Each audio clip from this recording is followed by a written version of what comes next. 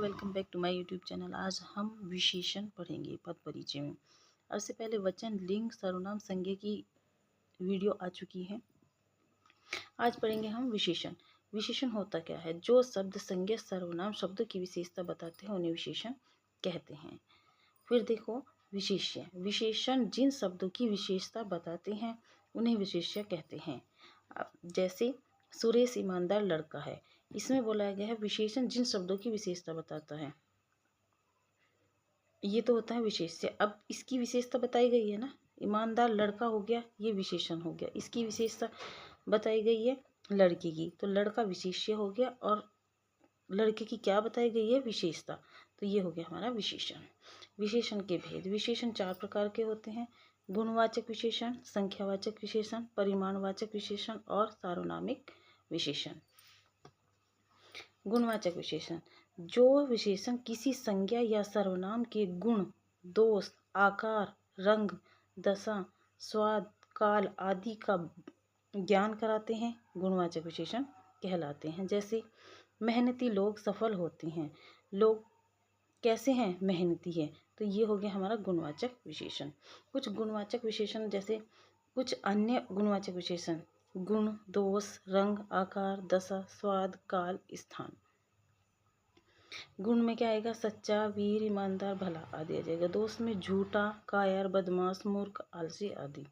रंग में काला, नीला, पीला। आकार में मोटा, चौड़ा, सफ़ेद, गुलाबी आदि। दशा में बीमार, स्वस्थ, कमजोर, दुखी आदि। स्वाद मीठा, नमकीन, फीका आदि। काल में नया, पुराना, प्राचीन, आधुनिक। स्थान में पंजाबी, भारतीय आदि। ये होते हैं हमारे गुणवाचक विशेषण। अब देखो संख्यावाचक विशेषण। संख्यावाचक विशेषण में संख्या के बारे में पता चलता है कि संज्ञा की संख्या कितनी है। इसके 2 भेद होते हैं: निश्चित संख्यावाचक विशेषण और अनिश्चित संख्यावाचक विशेषण। निश्चित संख्यावाचक विशेषण में हमें ठीक से या निश्चित रूप से पता होता है कि उनकी संख्या कितनी है।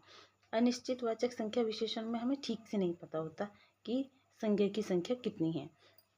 निश्चित संख्यावाचक विशेषण में जैसे मेरे पास 500 रुपये हैं, इसमें पता है कि हमारे रुपयों की संख्या कितनी है? 500। और अनिश्चित संख्यावाचक में पता नहीं होता, ये तो पता होता है कि कितना है, लेकिन ये नहीं पता होता कितनी संख्या है उसकी। मेरे पास काफ़ी रुपये हैं, उसे ये तो पता है कि मेरे पास रुपये हैं, लेकिन कितने हैं ये नहीं पता। ऐसे ही होता है परिमाणवाचक विशेषण। परिमाणवाचक विशेषण में शब्द संज्ञा की नाप तोल के बारे में पता चलता है।